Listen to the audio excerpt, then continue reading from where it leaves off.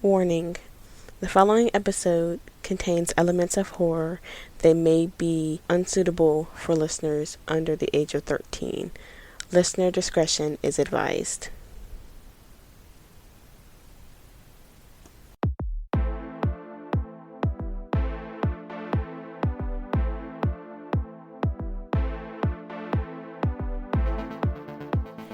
Welcome to Beyond the Bizarre, a podcast curated to all things, well, bizarre. My name is Brianna, and I will be sharing with you urban legends, lore, ghost stories, and more from around our planet.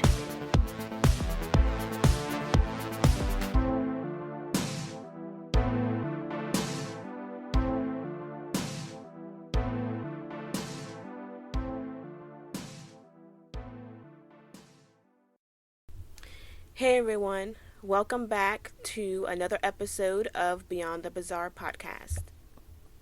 Season 2, Episode 6. Tonight I have some urban legends to share with you guys. Urban legends from Korea. Now these urban legends are some of my favorite, and I said it once and I say it again, and I'll probably say it every single time. I love Asians' perspective of horror, because they get really into like the real life horror situations as to this could possibly happen. It's just kind of psychological thing, and I love that because it just kind of really messes with you mentally. Now don't get me wrong, it doesn't mean I don't appreciate and love American horror. It's usually always slashers, ghosts, demons, whatever. But as for horror from other countries, there's usually other entities or just real life psychological situations that really can get you. So with that being said, let's get into some psychological horror of Korean urban legends. The first urban legend is known as cosmetic sesame, also known as black sesame seed urban legend. Now this urban legend is rooted in beauty and the obsession that society and cultures have with beauty. So the society that we live in, many people will go to the lengths of the world to obtain the quote unquote beauty standard. So plastic surgery, extensive makeup, all that stuff. Just go to the lengths of the world just to achieve what society deems as beautiful. And that's kind of the root of this urban legend in Korea. So the urban legend goes like this. A young girl was very, very, very conscious about the way that she looked. She didn't think that she was as pretty as everyone else. She thought that she was really unattractive. But one day she resolved that she was going to be as beautiful as everyone else. No matter what the risk, no matter what she had to sacrifice, she just wanted to be beautiful. Being so desperate, she was willing to try anything and everything at hand. One day, she had heard about a new beauty treatment from someone who swore up and down that it was very, very, very effective and also good for her skin. She was told that the treatment would leave her skin looking radiant and feeling smooth and silky. The girl was a bit skeptical, but once again, her desperation to be beautiful kicked in. And she asked what the method would entail to make her beautiful. She was told that this wonderful treatment involved mixing sesame seeds in bath water and then soaking in it for a few hours. The girl thought, that sounds simple enough, and was immediately excited to try it. She went to the market, bought the sesame seeds, and rushed home to give it a go. She rushed to her bathroom and locked the door. She began to run the bath water while looking in the mirror. All the thoughts running through her mind that she was not as beautiful as everyone else. She did not have the affection that everyone else was receiving, and that this was her last hope. When the tub was full, she stopped the water and poured in the sesame seeds. The young girl then immersed herself in the tub and sat there, as instructed. Several hours later, the girl's mother returned home and wondered why her daughter was still in the bathroom. She knocked on the door, and her daughter replied, "Just a minute." About another hour passed. Her mother came back and knocked on the door again, concerned that her daughter had been in there since well before she had even gotten home. She knocked on the door. Once again, her daughter said, "Just a minute." Once another hour had passed, the mother, growing more and more concerned, could no longer contain herself, and she forced the bathroom door open. When she opened the door, she was shocked at what she had found. The sesame seeds had dotted all over her daughter's body. It had grown roots and latched into her skin in every wrinkle and every pore.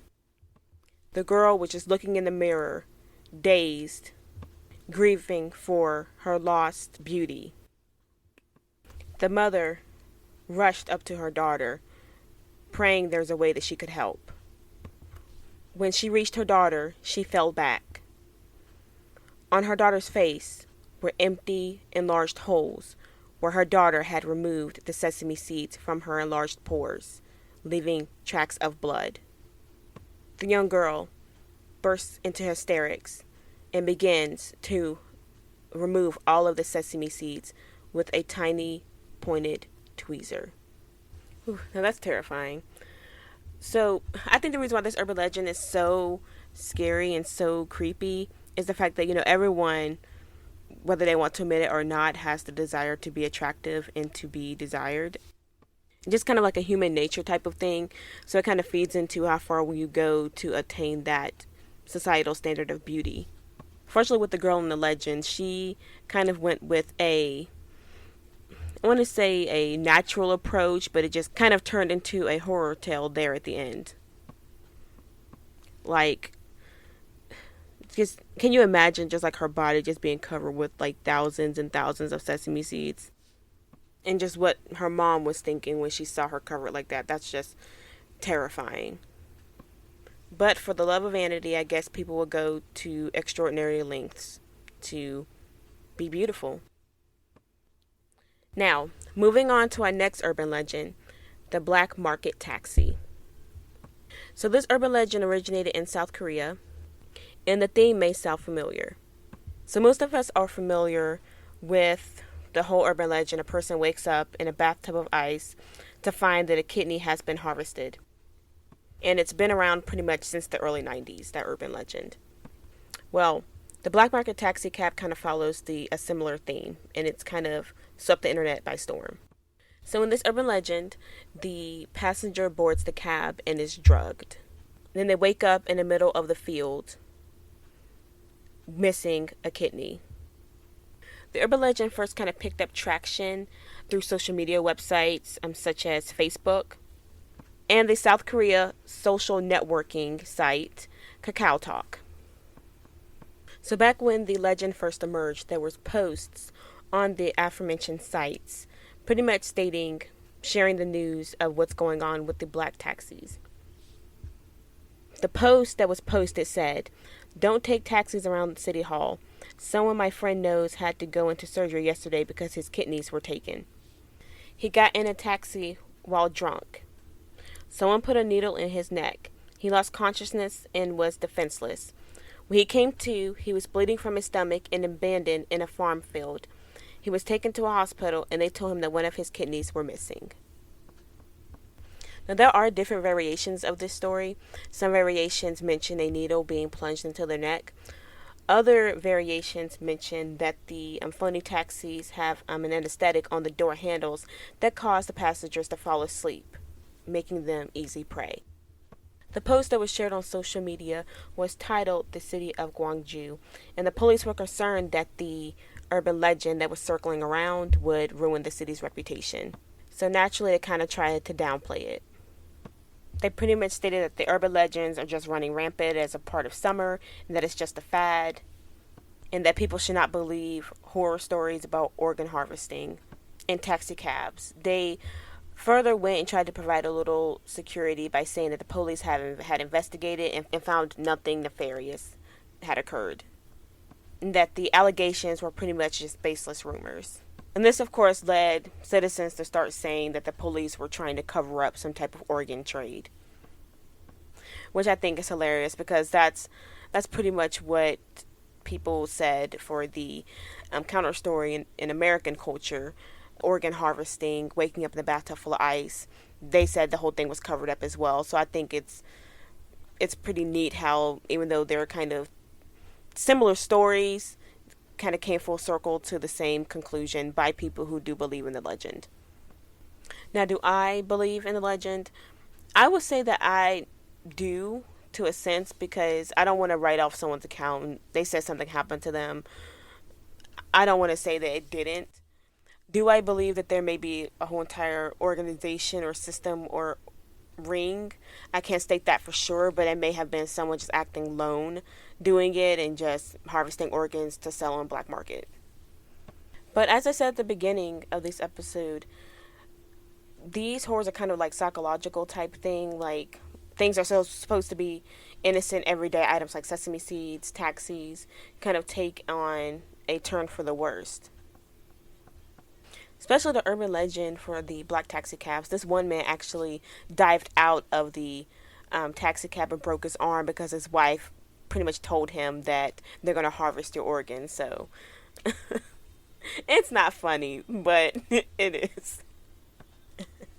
So on to our next urban legend.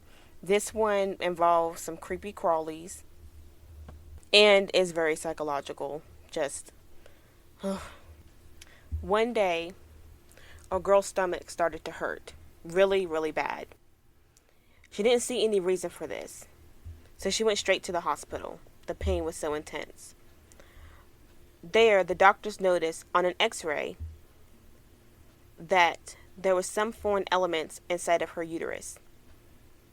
After looking more in detail at the results, they discovered that the foreign bodies were actually cockroaches. One cockroach had laid eggs on one of the girl's hygienic pads, so they traveled to the womb and hatched in there. I cannot think of anything more horrific. That's why I said psychological, because this is insane. Now, if this is medically possible, I'm not sure. I'm no doctor, but just the sheer horror to even think that something like that could happen is just wild. So unfortunately, I wasn't able to pinpoint where this urban legend started, but I think I kind of have a gist on where it could have originated. There have been instances where insects, whether they're dead or alive, insects such as cockroaches, were found in pads, tampons, and or diapers, and those accounts are put on TV or reported online. So those type of horrific circumstances can most certainly breed an urban legend such as this. And speaking of cockroaches, that does lead me to another popular urban legend of Korean lore. One guy had some pretty bad acne scars on his face. He was desperate to cure it and was ready to try anything to get rid of those scars. So he went to a shaman who told him about a very special method. If he could find a cockroach before going to bed, he would just have to put it next to his pillow before sleeping. Sleeping with the cockroach by his face would most surely make the scars go away. So the guy did like he was told. The next day, he wakes up, looks in the mirror, and realizes a lot of his scars are actually gone. But on closer inspection, he sees that the scar holes are not gone. They have been filled with small cockroach eggs. So this legend does kind of harken back to the urban legend I shared earlier, the first one, the sesame seed urban legend, with, wanting to attain the standard of beauty that society has placed and established. But the cockroach facial, which is the name of this urban legend, is just terrifying. So the story kind of gained popularity in middle and high school, particularly girls' middle school and high schools. It just kind of went on from there. Another element of this urban legend is similar to the Black Sesame Seed urban legend, is that both this guy and the girl from the Black Sesame Seed urban legend, they were both pretty much recommended these treatments that ended up being very, very, very horrifying ordeals. So I'm like, is whoever's giving this advice, are they meaning these people harm? That's the first thing that came to my mind when I had read both of these. I'm like, they went and got advice from so-called experts, but just ended up being in horrific circumstances. Another thing that this urban legend reminded me of was the scary stories to tell in the dark. The red spot, where girl is bitten by a spider and the spider lays eggs in her cheek, and one day the bite erupts and thousands of baby spiders come crawling out. We don't get the retelling of the cockroaches crawling out of this guy's face, but you get the drift. And the last urban legend that I'm going to be sharing with you guys is called the MP3 kidnappings. So this is more real life horror and really realistic in my opinion, because the focus of this urban legend is that one should be mindful of the volume of their MP3 player, which in today's time is most likely their cell phone. So the urban legend goes, if you listen to your MP3 player or iPhone, Android, whichever phone you have, at a high volume, you're bound to be kidnapped. And this is simply because you're not as aware of your surroundings as you would be if your music was not loud. This urban legend first gained traction around 2010, and it stated that if you're walking around in busy streets during the day, then you're fine. I guess you should be okay. But if you're walking around at night and if you go into an alley with your MP3 player or phone playing loudly, a car will pull up and abduct you. So this urban legend is essentially just don't make yourself an easy target. Always be aware of your surroundings. Like I said, real life horror kind of put on the foreground there. And it's also rumored that the urban legend does have roots on a real case where a young middle school girl was abducted and assaulted. And she didn't hear her attacker coming because she had her music on. So just be aware of your surroundings always. So those are all of the urban legends that I have for you guys tonight, but most certainly not the last urban legends you will ever hear here. Yes, I said here. My goodness. Okay. So before I do go, I do want to let you guys know that if you all listened last season, we did have our end of summer horrors special that we did last year for season 1, and we're definitely going to do that again this year to wrap up the month of August. So our end of summer horrors will start next week on our August 17th episode and run all the way through the end of the month to August 31st. So August 17th, August 24th, and August 31st will be our end of summer horrors. We'll be sharing with you guys some spooky tales and lore to wrap up the end of summer. So definitely stay tuned for that. We just really love doing the end of summer horrors because it's the perfect segue into fall, our favorite time of year, our spooky season. And you guys already know we have some treats planned for you guys for our fall months. So with that being said, I'm going to wrap up tonight's episode, but just know you're beautiful the way you are. You don't need no cockroach facials. You don't need no black sesame seeds. And just be aware of your surroundings. Keep your music down when you're walking in dark alleys so you don't get kidnapped. We really don't want to hear that. Just stay safe, guys, and as always, stay bizarre. Good night.